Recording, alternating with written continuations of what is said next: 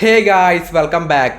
അപ്പോൾ കഴിഞ്ഞ ദിവസം ഞാൻ 20,000 രൂപയ്ക്ക് താഴെ വരുന്ന ബെസ്റ്റായിട്ടുള്ള ഫോൺസ് ഷെയർ ചെയ്തിട്ടുണ്ടായിരുന്നു. അതിൽ ഒരുപാട് പേര് കമൻറ്റ് ഇട്ടു, അതായത് 30,000 രൂപയുടെ ഫോണിൻ്റെ വീഡിയോ അടുത്തതായിട്ട് ചെയ്യുന്നുള്ളത്. അപ്പോൾ അങ്ങനെ നമ്മൾ ഇന്ന് 30,000 രൂപയുടെ ബെസ്റ്റ് ഫോൺസാണ് ഷെയർ ചെയ്തത്. അതും ബെസ്റ്റായിട്ടുള്ള 4 ഫോൺസാണ്. ഒരുപാട് നല്ല ഫോൺസ് ഇപ്പം റീസെൻ്റായിട്ട് കഴിഞ്ഞ മാസമൊക്കെ തന്നെ ലോഞ്ച് ചെയ്തിട്ടുണ്ടായിരുന്നു. അപ്പം ഏതൊക്കെയാണ് നമുക്ക് 1 by 1 ആയിട്ട് നമുക്ക് അതിന് മുമ്പായിട്ട് ആദ്യമായിട്ട് കാണുന്നവരാണെന്നുണ്ടെങ്കിൽ വീഡിയോ ഇഷ്ടപ്പെടുകയാണെങ്കിൽ മാത്രം ഒന്ന് സബ്സ്ക്രൈബ് ചെയ്ത് സപ്പോർട്ട് ചെയ്യാം. വീഡിയോ കൂടി ഒന്ന് ലൈക്കും കൂടെ ചെയ്യാം. അപ്പം ഫസ്റ്റ് ഒരു മോഡൽ എന്ന് പറയുന്നത് മോട്ടറോയുടെ എഡ്ജ് 50 Pro എന്ന മോഡലാണ്. ഇത് ഒരുപാട് നാളായിട്ട് ബെസ്റ്റ് ഫോൺസിൽ ഇപ്പോഴും ഈ ഒരു ഫോൺ ഇപ്പോഴും നിൽക്കുന്നുണ്ട്. കാരണം ഇതൊരു ഫ്ലാഗ്ഷിപ്പ് ലെവൽ എക്സ്പീരിയൻസ് അല്ലെങ്കിൽ ആ രീതിയിലുള്ള ഒരു ഫീച്ചേഴ്സ് തരുന്നൊരു മോഡലാണ്. ഇതിൻ്റെ ഡിസൈൻ പറ്റി പറയുകയാണെങ്കിൽ വീഗൽ ലെതറായിട്ടാണ് വരുന്നത്. മോട്ടോറോള ഫോൺസിലൊക്കെ കണ്ടുവരുന്ന ആ ഒരു ടിപ്പിക്കൽ ഡിസൈൻ തന്നെയാണ്. വേറെ വെറൈറ്റിയോ കാര്യങ്ങളൊന്നും കൊടുത്തിട്ടില്ല. IP68 റേറ്റിംഗ് ഒക്കെ തന്നെ കൊടുത്തിട്ടുണ്ട്. ഇനി ഡിസ്പ്ലേ പറ്റി പറയുകയാണെങ്കിൽ 6.7 ഇഞ്ച് വരുന്ന 1.5K റെസൊല്യൂഷൻ ഒരു OLED ആയിട്ടുള്ള 144 ഹെർട്സിൻ്റെ ഒരു കർവ്ഡ് ഡിസ്പ്ലേ ആണ് ഈ ഒരു ഫോണിന് വരുന്നത്. സോ നല്ല ഡിസ്പ്ലേ. ഇതിൻ്റെ അപ്പുറത്ത് ഈ ഒരു പ്രൈസ് പോയിന്റിൽ ഡിസ്പ്ലേ എക്സ്പെക്ട് ചെയ്യേണ്ട ആവശ്യമില്ല. ഇതാണ് ബെസ്റ്റ് ഡിസ്പ്ലേ എന്ന് പറഞ്ഞത്. പിന്നീട് ക്യാമറയാണെങ്കിൽ 50 MB പ്രൈമറി ക്യാമറ വരുന്നുണ്ട്. 10 MB 3x ടെലിഫോട്ടോ ലെൻസും കൂടെ റിയറിൽ വരുന്നുണ്ട്. 13 MB ultra wide angle camera കൂടെ വരുന്നുണ്ട്. സെൽഫി ക്യാമറ ആണെങ്കിൽ 50 MB സെൽഫി ക്യാമറ ഫ്രണ്ടിൽ കൊടുത്തിട്ടുണ്ട്. ഫ്രണ്ടിലാണെങ്കിലും റിയറിലാണെങ്കിലും 4K 30 എപ്പിസോഡ് വീഡിയോസും ഷൂട്ട് ചെയ്യാൻ വേണ്ടി പറ്റുന്നുണ്ട്. സോ നല്ല ക്യാമറ. ടെലിഫോട്ടോ ലെൻസ് അടക്കം ഈ ഒരു പ്രൈസ് പോയിന്റ് തന്നെ കൊടുത്തിട്ടുണ്ട്. നല്ലൊരു ക്യാമറ ക്വാളിറ്റി എന്തായാലും കിട്ടുന്നതായിരിക്കും. ബട്ട് നിങ്ങൾ ക്യാമറ റിവ്യൂസ് എന്തായാലും നോക്കിയിട്ട് മാത്രം പോയിട്ട് വാങ്ങാം. അല്ലാതെ സ്പെസിഫിക്കേഷൻ നോക്കിയിട്ട് ക്യാമറ വില എടുത്തരുത്. പിന്നീട് പെർഫോമൻസ് ആണെങ്കിൽ ഇതിൽ വരുന്നത് Qualcomm Snapdragonൻ്റെ 7 Gen 3 എന്ന ചിപ്സെറ്റാണ് വരുന്നത്. പെർഫോമൻസ് അങ്ങനെ ഭയങ്കര പെർഫോമൻസ് ഒന്നുമില്ല, ഒരു നോർമൽ പെർഫോമൻസ് മാത്രമേ കിട്ടുന്നുള്ളൂ. ഈ ഒരു പ്രൈസ് റേഞ്ചിൽ നിങ്ങൾക്കാട്ടി ബെറ്റർ പെർഫോമൻസ് ഇതിൽ കിട്ടുന്ന ഫോൺസ് വേറെയുണ്ട്. അപ്പോൾ നിങ്ങൾ പെർഫോമൻസ് നോക്കിയിട്ടാണെന്നുണ്ടെങ്കിൽ ഈ ഒരു ഫോൺ വാങ്ങാതിരിക്കുക. അങ്ങനെ ഒരു പെർഫോമൻസ് ഓറിയൻറ്റഡ് ആയിട്ടുള്ള മോഡലല്ല. പിന്നീട് 2+4 ഇയേഴ്സിൻ്റെ ആൻഡ്രോയിഡ് അപ്ഡേറ്റും ഈ ഒരു ഫോൺ കിട്ടുന്നുണ്ട്. പിന്നീട് ബാറ്ററി ആണെങ്കിൽ 4500 mAh ബാറ്ററിയും 125 വാട്ടിൻ്റെ ഫാസ്റ്റ് ചാർജറും ബോക്സിനകത്ത് തന്നെ കിട്ടുന്നുണ്ട്. 50 വാട്ടിൻ്റെ വയർലെസ് ചാർജിങ് അടക്കം ഈ ഒരു പ്രൈസ് പോയിന്റ് കൊടുത്തിട്ടുണ്ട്. അതായത് സാംസങ് ഫോണിലടക്കം 50 വാട്ടൊന്നും കിട്ടുന്നില്ല, 15 വാട്ട് മാത്രമേ അവർ കൊടുക്കുന്നുള്ളൂ. ഐഫോൺ ആണെങ്കിലും അതേ അവസ്ഥയാണ്. അപ്പോൾ ഇവിടെ 50 വാട്ടും ഈ ഒരു പ്രൈസ് പോയിന്റ് എന്ന് പറഞ്ഞാൽ വലിയ കാര്യം കേട്ടോ. അപ്പം അത് കൊടുത്തിട്ടുണ്ട്. പിന്നീട് പ്രൈസ് ആൻഡ് വേരിയൻറ്റിനെ കുറിച്ച് പറയുകയാണെങ്കിൽ 8GB 256GB ആണ് ബേസ് മോഡൽ. ഇതിൻ്റെ പ്രൈസ് 27,999 ആണ്. പക്ഷേ ഈ ഒരു പ്രൈസിൽ ഈ 8GB വേരിയൻറ്റ് വാങ്ങിക്കഴിഞ്ഞാൽ നിങ്ങൾക്ക് 125 വാട്ട് ഫാസ്റ്റ് ചാർജിങ് ആയിരിക്കത്തില്ല ബോക്സിനകത്ത് വരുന്നത്. അത് 68 വാട്ട് മാത്രമേ കിട്ടത്തുള്ളൂ. ഇതിനൊരു ഹയർ വേരിയൻ്റ് ഉണ്ട്, അതായത് 12GB 256GB. ഇതിൻ്റെ പ്രൈസ് 29,999 ആണ്. ഈ ഒരു പ്രൈസിൽ വാങ്ങുന്ന ഫോണിൽ 125 വാട്ട് ഫാസ്റ്റ് ചാർജിങ് ബോക്സിനകത്ത് ഉണ്ടാവും. എന്നാലും 30,000 രൂപയ്ക്ക് താഴെ മാത്രമേ ഈ ഒരു ഫോണിൻ്റെ പ്രൈസ് വരുന്നുള്ളൂ. സോ ഒരു ഫ്ലാഗ്ഷിപ്പ് ലെവലുള്ള എല്ലാ ഫീച്ചേഴ്സും ഈ ഒരു ഫോണിൽ കിട്ടുന്നുണ്ട്. ധൈര്യത്തോടെ വാങ്ങിച്ചോളൂ, നല്ലൊരു ഫോണാണ്. പക്ഷേ പെർഫോമൻസ് നോക്കിയിട്ട് മാത്രം ഇതിലേക്ക് പോകേണ്ട ആവശ്യമില്ല. ബാക്കി കാര്യങ്ങളൊക്കെ ആണെങ്കിൽ it's a good phone.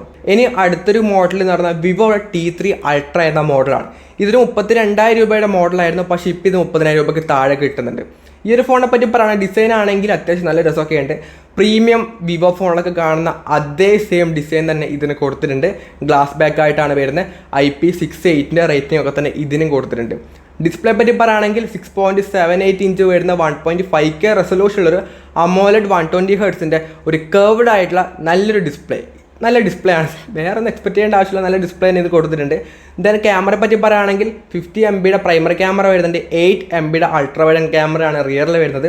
50 MB selfie ക്യാമറയും ഫ്രണ്ടിൽ കൊടുത്തിട്ടുണ്ട്. ഫ്രണ്ടിലാണെങ്കിലും റിയറിലാണെങ്കിലും 4K 60 എപ്പിസോഡിലെ വീഡിയോസും ഇതിൽ ഷൂട്ട് ചെയ്യാൻ വേണ്ടി പറ്റുന്നുണ്ട്. സോ കുഴപ്പമൊന്നുമില്ല. ക്യാമറയെ പറ്റി പറയുകയാണെങ്കിൽ അൾട്രാ വൈഡ് മാത്രമേ വരുന്നുള്ളൂ. ബട്ട് ഇതൊരു ക്യാമറ ഓറിയൻറ്റഡ് ആയിട്ടുള്ള മോഡലല്ല, അതുകൂടെ ഓർക്കുക. പിന്നീട് പെർഫോമൻസ് ആണെങ്കിൽ Dimensity 9200+ എന്ന ഒരു പവർഫുൾ ആയിട്ടുള്ള ചിപ്സെറ്റാണ് ഇതിൽ വരുന്നത്. ആൻറ്റി സ്കോർക്ക് പറയുകയാണെങ്കിൽ അറൗണ്ട് ഒരു 1.4 മില്യൺ RH ഒക്കെ തന്നെ കിട്ടുന്നുണ്ട്. സോ പെർഫോമൻസ് ആണെങ്കിൽ ഇതൊരു ബെസ്റ്റ് ഫോണാണ്. പിന്നീട് LPDDR5X RAM USF 3.1 സ്റ്റോറേജും വരുന്നുണ്ട്. 2+3 ഇയേഴ്സിൻ്റെ ആൻഡ്രോയിഡ് അപ്ഡേറ്റും ഈ ഒരു ഫോണിൽ കിട്ടുന്നുണ്ട്. ബാറ്ററിയെ പറ്റി പറയുകയാണെങ്കിൽ 5500 mAh ബാറ്ററിയും 80 വാട്ട് ഫാസ്റ്റ് ചാർജറും ബോക്സിനകത്ത് തന്നെ കിട്ടുന്നുണ്ട്. പ്രൈസ് ആൻഡ് വേരിയൻറ്റിനെ പറ്റി പറയുകയാണെങ്കിൽ 8GB 128GB ആണ് ബേസ് മോഡൽ. ഇതിൻ്റെ പ്രൈസാണ് 29,999 ആയിട്ടാണ് വരുന്നത്. സോ 30,000 രൂപയ്ക്ക് നല്ലൊരു ഗെയിമിംഗ് ഓറിയൻ്റ് ആയിട്ട് പെർഫോമൻസ് കിട്ടുന്ന നല്ലൊരു മോഡലാണ് വിവോ T3 Ultra എന്ന് പറഞ്ഞാൽ. ക്യാമറ ഭാഗത്തും കുഴപ്പമൊന്നും പറയാനില്ല, നല്ല ബാറ്ററി എല്ലാം കിട്ടുന്നുണ്ട്. So it's a good phone in the price point. Then അടുത്ത മൂന്നാമത്തെ ഒരു മോഡൽ എന്ന് പറഞ്ഞാൽ റിയൽമിയുടെ 14 Pro Plus എന്ന മോഡലാണ്. ഇതൊരു ബെസ്റ്റ് ക്യാമറ ഓറിയൻ്റ് ആയിട്ടുള്ള മോഡൽ. ഇപ്പോൾ റീസെൻ്റ് ആയിട്ട് കഴിഞ്ഞ മാസം ലോഞ്ച് ചെയ്ത മോഡലാണ്. ഒരു 6 മാസം തോറാണ് ഇവന്മാർ ഈ പുതിയ സീരീസ് അപ്ഡേറ്റ് ചെയ്യുന്നത്. അപ്പം ഈ അടുത്തിറങ്ങിയ മോഡലാണ്. ക്യാമറ മെയിൻ പ്രിഫറൻസ് നിങ്ങൾക്ക് ഈ ഒരു പ്രൈസ് പോയിന്റ് വേണമെന്നുണ്ടെങ്കിൽ റിയൽമി 14 Pro Plus നല്ലൊരു ഓപ്ഷനാണ്. ഫോണിനെ പറ്റി പറയുകയാണെങ്കിൽ ഡിസൈൻ ഗ്ലാസ് ബാക്ക് ആയിട്ടാണ് വരുന്നത്. കളറൊക്കെ ചേഞ്ച് ചെയ്യുന്ന തരത്തിലുള്ള ഗ്ലാസ് ആണ്. അതായത് വെള്ളത്തിലിട്ട് കഴിഞ്ഞാൽ ഒരു കളറാവും, ഒന്നും കാര്യമൊന്നുമില്ല. കവർ ഇട്ട് കഴിഞ്ഞാൽ ഒന്നും ആരും കാണാനൊന്നും പോകുന്നില്ല, എന്നാലും അത് ഉണ്ടെന്ന് പറഞ്ഞതേ ഉള്ളൂ. ഡിസ്പ്ലേ പറ്റി പറയുകയാണെങ്കിൽ 6.83 ഇഞ്ച് വരുന്ന 1.5K റെസൊല്യൂഷനുള്ളൊരു കർവ്ഡ് ആയിട്ടുള്ള 120 ഹെർട്സിൻ്റെ ഡിസ്പ്ലേ ആണ് ഇതിന് വരുന്നത്. സോ നല്ല ഡിസ്പ്ലേ വരുന്നുണ്ട്. ക്യാമറ പറ്റി പറയുകയാണെങ്കിൽ 50 MBയുടെ പ്രൈമറി ക്യാമറ വരുന്നുണ്ട്. അതും സോണിയുടെ IMX896 എന്ന സെൻസറാണ് കൊടുത്തിട്ടുള്ളത്. 50 MBയുടെ തന്നെ ഒരു 3x പെരിസ്കോപ്പിക് ലെൻസും റിയറിൽ വരുന്നുണ്ട്. 8 MBയുടെ അൾട്രാവൈഡ് ക്യാമറ കൂടെ റിയറിൽ കൊടുത്തിട്ടുണ്ട്. സെൽഫി ക്യാമറ ആണെങ്കിൽ 32 MBയുടെ സെൽഫി ക്യാമറ വരുന്നുണ്ട്.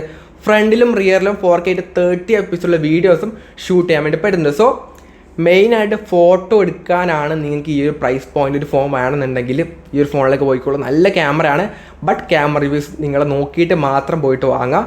എന്നാലും നല്ല ക്യാമറ ആണെന്നേ ഉള്ളൂ. പിന്നീട് പെർഫോമൻസ് ആണെങ്കിൽ ഇതിൽ വരുന്നത് Qualcomm Snapdragonൻ്റെ 7+ Gen 3 എന്ന ചിപ്സെറ്റ് കൊടുത്തിട്ടുണ്ട്. അപ്പോൾ പെർഫോമൻസിൻ്റെ കാര്യത്തിൽ വലിയ എക്സ്പെക്ടേഷൻ ഒന്നും വേണ്ട, ഒരു നോർമൽ പെർഫോമൻസ് മാത്രമേ ഈ ഒരു ഫോണിൽ കിട്ടുന്നുള്ളൂ.